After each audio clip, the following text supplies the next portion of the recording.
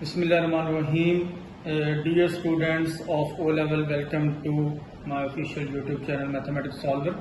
आज हम D2 का चैप्टर नंबर 3 स्टार्ट कर रहे हैं। इस चैप्टर नंबर 3 की जो एक्सरसाइज 3 को स्टार्ट करने से पहले हमें कुछ बेसिक कॉन्सेप्ट्स का आइडिया होना चाहिए। तो फर्स्ट डेफिनेशन हम स्टार्ट करेंगे अलजेब्रिक एक्सप्रेशन की। अच्छा जी, अलजेब्रिक एक्सप्रेशन होता क्या है? An expression that consist of algebraic terms, operation symbols, plus minus, multiplication, division और ब्रैकेट्स। अच्छा, मैं अगर आसान अल्फाज में आपको बताऊं कि अलजेब्रिक एक्सप्रेशन होता क्या है। कुछ कांस्टेंट और जो वेरिएबल्स होते हैं मैथमेटिक्स के अंदर, उनको हम ये जो चार साइन है हमारे, प्लस माइनस, मल्टीप्लिकेशन, डिवीजन का और ब्रैकेट्स का, इनकी मदद से हम वेरिएबल्स और कांस्टेंट्स को इकट्ठा करके लिख देते हैं, तो वो एक अलजेब्रिक एक्सप्रेशन बन जाता है। अब अगर हम इस एग्जाम्पल में देखें 3x - 5 एक अलजेब्रिक एक्सप्रेशन लिया गया है। इसको मैं अगर डिटेल से बताऊँ तो इसमें ना हमारे पास टू टर्म्स हैं, एक 3x है और दूसरी -5 है, और एक वेरिएबल है वो जो कि x है। इसी तरह एक कांस्टेंट नंबर है -5 है। तो ये कांस्टेंट वेरिएबल्स, इनको मिला के प्लस माइनस, मल्टीप्लिकेशन, डिवीजन, या कभी कभी हम ब्रैकेट्स भी यूज कर लेते हैं, इनसे मिला के जब हम एक एक्सप्रेशन सा जनरेट करते हैं, उसको हम मैथमेटिक्स के अंदर अलजेब्रिक एक्सप्रेशन कहते हैं। अच्छा, तो स्टूडेंट्स, अब हम अलजेब्रिक एक्सप्रेशन की टू टाइप्स को डिस्कस करेंगे जो कि हमारे सिलेबस में है। तो फर्स्ट को हम कहेंगे जी, first one is linear expression and second one is quadratic expression. Linear expression की डेफिनेशन बड़ी सिंपल है, an expression of the form ax + b where x is a variable, यानी यहाँ पे x जो है वो वेरिएबल है, a और b जो है वो कॉन्स्टेंट्स को रिप्रेजेंट कर रहे हैं। तो इसकी एग्जांपल बनेगी 3x - 5, यहाँ बनेगी 2x + 7। इन दोनों एग्जांपल्स में अगर हम देखेंगे तो a की वेरिएबल x है और उसकी जो पावर है वो 1 है, यानी एक्सपोनेंट में 1 है। x² x³ वगैरह कुछ नहीं है। तो ऐसा एक्सप्रेशन जिसमें x की पावर 1 हो, उसको हम लीनियर एक्सप्रेशन कहेंगे। साथ कोई कॉन्स्टेंट्स आ सकते हैं, इसमें 5 0 की जगह पे 0 भी आ सकता है, यानी a और b में से a 0 नहीं होना चाहिए, लेकिन b को आप 0 भी ले सकते हैं। अच्छा, तो स्टूडेंट्स, अब हम डिस्कस करते हैं quadratic expression. N expression of the form ax² + bx + c। अब इस एक्सप्रेशन के अंदर x जो हमारा वेरिएबल है और इसकी पावर 2 आ रही है, एक्सपोनेंट में 2 आ रहा है, इसकी वजह से इसको ना क्वाड्रेटिक एक्सप्रेशन कहेंगे हम। तो a b c जो है वो कॉन्स्टेंट्स को रिप्रेजेंट कर रहे हैं। यहाँ आपने एक बात याद रखनी है कि a 0 नहीं हो सकता। अगर आप a की वैल्यू 0 ज्यूम करेंगे तो x की वाली टर्म खत्म हो जाएगी, जिसके बाद ये लीनियर एक्सप्रेशन में कन्वर्ट हो जाएगा। तो ये क्वाड्रेटिक जो है वो क्वाड्रेटिक एक्सप्रेशन रहेगा नहीं। इसलिए क्वाड्रेटिक एक्सप्रेशन के लिए बड़ी इंपॉर्टेंट कंडीशन है कि a की वैल्यू आप 0 ज्यूम नहीं कर सकते, बाकी b या c में से कोई 0 भी ले सकते हैं। कॉन्स्टेंट्स हैं, उनकी वैल्यू कुछ भी आ सकती है। कुछ मैंने एग्जाम्पल्स लिखी हैं। 3x² + 4x + 5 है, 2x² - 4x - 6 है। ये हमारे ना क्वाड्रेटिक एक्सप्रेशन है, क्योंकि इसमें x² इन्वॉल्व हो रहा है, इसकी जो एक्सपोनेंट है वो 2 आ रहा है। तो क्वाड्रेटिक एक्सप्रेशन की जो सबसे इंपॉर्टेंट पहचान है वो ये है कि इसके अंदर x² वाली टर्म आएगी, आपके पास x की पावर 2 आएगी, इस वजह से इसको क्वाड्रेटिक एक्सप्रेशन कहेंगे।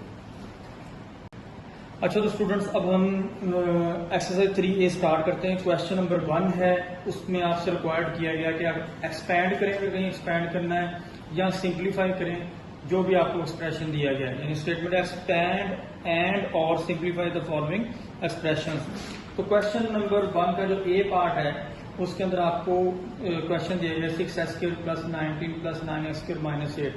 यहाँ पे हम ये रूल यूज करते हैं कि कांस्टेंट टर्म ने कांस्टेंट टर्म में सॉल्व होना होता है, x² वाली टर्म ने x² वाली टर्म में सॉल्व होना होता है, और x वाली टर्म ने x वाली टर्म में सॉल्व होना होता है। अब यहाँ पे आपको 6x² और 9x² नजर आ रहा है, हम इन दोनों टर्म को पास करके लिख लेंगे, 6x² + 9x²। इसी तरह 19 और 8 को हम इकट्ठा करके लिख लेंगे।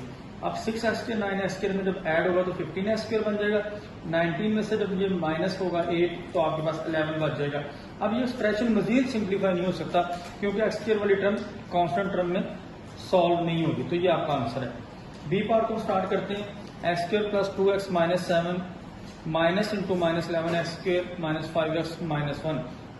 अब हमने क्या करना होता है, सबसे पहले ब्रैकेट्स को खत्म करना होता है, ब्रैकेट्स को सॉल्व करना होता है। x² + 2x - 7 as it is लिख दिया, माइनस माइनस से जब मल्टीप्लाई होगा तो प्लस बन जाएगा, माइनस इंटू -11x²। जब ये ब्रैकेट खत्म होगी तो ये प्लस का 11x² आ जाएगा। बाकी सारी -5x और -1 बाकी सारी टर्म एज इट इज आ गई हैं। सिर्फ मैंने पहले स्टेप में इस ब्रैकेट को सॉल्व किया है, और माइनस माइनस प्लस 11x² लिखा है। अब हमने वही पैटर्न पे चलना है कि हमने x² वाली रकम को इकट्ठा करके लिख देना है पास पास, x वाली रकम को एक दूसरे के पास ले जाना है और कॉन्स्टेंट्स को एक दूसरे के पास ले जाना है। अब इनको सॉल्व करेंगे, x² प्लस 11x² मिलकर 12x² बन जाएगा, प्लस का 2x और माइनस का 5x, ये आपस में सॉल्व होकर माइनस का 3x आ जाएगा, क्योंकि बड़ी रकम माइनस की है तो साथ नेगेटिव साइन आएगा, ऑपोजिट साइन दोनों को सब्ट्रैक्ट करके होते हैं। -7 और -1 आपस में सॉल्व होंगे तो -8 आ जाएगा, दोनों के सेम साइन है तो ये ऐड होंगे लेकिन साथ साइन नेगेटिव आएगा। तो ये अब आपका आंसर आ गया 12x² -3x -8। मजीद ये सिंप्लीफाई नहीं हो सकता, तो ये आपका आंसर। अच्छा तो स्टूडेंट्स अब हम क्वेश्चन नंबर 1 का सी पार्ट सॉल्व करते हैं। वो y प्लस ब्रैकेट में है जी -3y² प्लस 2 इंटू ब्रैकेट में लिखा हुआ y² -6y। तो इसमें तरतीब ये होगी कि सबसे पहले हमने ब्रैकेट्स को एलिमिनेट करना है, खत्म करना है, ओपन करना है। तो प्लस माइनस माइनस आ जाएगा इंटू 3y² प्लस 2 जब अंदर मल्टीप्लाई होगा y² से 2y² आ जाएगा, प्लस का 2 जब -6y से मल्टीप्लाई होगा तो माइनस का 12y आ जाएगा। अब हमने y² वाली रकमों को सेपरेट कर लेना है और y वाली रकमों को सेपरेट कर लेना है। तो ये -3y² प्लस 2y² पास पास लिख दिया, फिर इसी तरह इधर -12y था और ये प्लस का y ये एक दूसरे के करीब लिख दिए। अब y² और y² ये जो दोनों टर्म्स है इनके कोफिशिएंट आपस में सॉल्व होंगे, -3 और +2। ये बेशक हम ग्राफ में साइड पे कर भी सकते हैं, माइनस का 3 है y² का कोफिशिएंट और साथ दूसरी जो टर्म है उसमें y² का कोफिशिएंट 2 है, प्लस का 2 है। जब ये आपस में -3 और +2 सॉल्व होंगे तो माइनस का 1 बचेगा, तो इसका मतलब है -y² आपके साथ इसका कोफिशिएंट आ जाएगा। 1 को नहीं हम लिखते होते तो अकेला -y² लिख देंगे। इसी तरह माइनस का 12 और y है और प्लस का y है, तो माइनस का 12 और +1 जब आपस में सॉल्व होंगे तो ये माइनस का 11 आएगा, तो ये माइनस का 11y आ जाएगा। तो ये आपका आंसर है। अब जो डी पार्ट है उसमें है 5x² -x माइनस फिर आगे ब्रैकेट है जो x² है और -10x है। इसमें भी सबसे पहला काम हमें यही करना है कि इस ब्रैकेट को हमने खत्म करना है। माइनस का साइन जब अंदर मल्टीप्लाई होगा x² के साथ तो -x² बनेगा, और ये माइनस जब -10x से मल्टीप्लाई होगा तो माइनस प्लस 10x बन जाएगा। अब वही पैटर्न है कि हमने x² वाली रकमों को x² वाली रकमों के साथ सॉल्व करना है, तो 5x² और ये -x² एक दूसरे के पास लिख दिया। इसी तरह -x और 10x को सेपरेट कर लिया। अब 5x² में से जब x² माइनस होगा तो 4x² रह जाएगा, 10x में से जब माइनस होगा x तो पीछे 9x बच जाएगा। तो 4x² प्लस 9x आपका इस क्वेश्चन का आंसर होगा। मजीद ये सिंप्लीफाई नहीं हो सकता, तो इसलिए ये मोस्ट सिंप्लीफाइड फॉर्म है और ये आपका आंसर है। अच्छा तो स्टूडेंट्स अब हम क्वेश्चन नंबर 1 का ई और एफ पार्ट दो हमारे पार्ट रह गए थे, वो सॉल्व करते हैं जी। ई पार्ट में दिया हुआ माइनस आगे ब्रैकेट है 4x² प्लस 9x प्लस 2 है bracket close plus 3x² minus 7x plus 2। यहाँ पे भी हमने यही पैटर्न फॉलो करना है कि सबसे पहले हमने ब्रैकेट को ओपन करना है, ब्रैकेट को खत्म करना है। तो जो माइनस अंदर मल्टीप्लाई होगा ब्रैकेट के तीनों रकमों के साथ, तो ये इनके तीनों का साइन चेंज करेगा। तो माइनस जब प्लस 4x से मल्टीप्लाई होगा तो -4x² बन जाएगा, माइनस प्लस 9x से मल्टीप्लाई होगा तो माइनस का 9x बन जाएगा, माइनस प्लस 2 से मल्टीप्लाई होगा तो माइनस का 2 बन जाएगा। 3x² -7x और 2 एज इट इज हमने लिख दिया। अब जो नेक्स्ट स्टेप में हमने क्या करना है, हमने x² वाली टर्म्स को सेपरेट करना है, x वाली टर्म्स को सेपरेट करना है और कांस्टेंट को सेपरेट करना है। अब माइनस का 4x² है और प्लस का 3x² है, वो हमने सेपरेट लिख दिया। फिर माइनस का 9x है और माइनस का 7x है, वो फिर इकट्ठा करके सेपरेट लिख दिया। फिर माइनस का 2 और प्लस का 2 उनको भी एक दूसरे के पास पास लिख दिया कॉन्स्टेंट्स को। अब -2 और +2 तो कैंसिल हो जाएंगे। अब -4x² प्लस 3x² आपस में सॉल्व होंगे, -4 और +3 माइनस का x² आ जाएगा 1 -1x² आ जाएगा। ठीक है, तो 1 नहीं लिखते इसलिए -x² आ जाएगा। -9x और -7x आपस में सॉल्व होंगे तो माइनस का 16x बनेगा। अब ये आपका आंसर आ गया।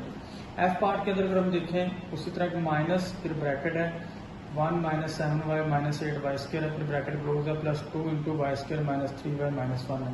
यहाँ पे भी हमने यही तरतीब फॉलो करनी है कि हमने पहले ब्रैकेट्स को खत्म करना है, इस माइनस में अंदर मल्टीप्लाई होना है, तमाम टर्म्स के साथ उनके साइन चेंज करने हैं। -1 से मल्टीप्लाई होगा -1 -7 से मल्टीप्लाई होगा तो प्लस का 7y बन जाएगा, -8y से मल्टीप्लाई 8y² से मल्टीप्लाई होगा तो प्लस का 8y² आ जाएगा। अब 2 को जब अंदर मल्टीप्लाई करेंगे +2 को, तो वो फिर सारे टर्म्स के साथ जो आंसर आता है वो 2y² बन जाएगा, 6y बन जाएगा और 2 1 2 आ जाएगा। साइन वही रहेंगे क्योंकि बाहर पॉजिटिव था। जब नेगेटिव बाहर हो तो ब्रैकेट के अंदर रकमों के साइन चेंज होते हैं। जब प्लस वाले किसी नंबर से मल्टीप्लाई करेंगे तो फिर साइन चेंज नहीं करेंगे। अच्छा, अब हमने तरतीब ये फॉलो करनी है कि बेटा वाई स्केयर वाली टर्म्स को सेपरेट कर दिया आपने, 8y² और 2y² को लिख दिया पास पास, फिर 7y और 6y इनको सेपरेट करके लिख दिया, फिर -1 और -2 कांस्टेंट है, इनको सेपरेट करके लिख दिया। 8y² में 2y² को ऐड करेंगे तो 10y² बन जाएगा, 7y में से 6y माइनस होगा तो प्लस का y रह जाएगा, -2 और -1 आपस में सॉल्व होकर -3 बन जाएंगे। अब ये आपका आंसर आ गया।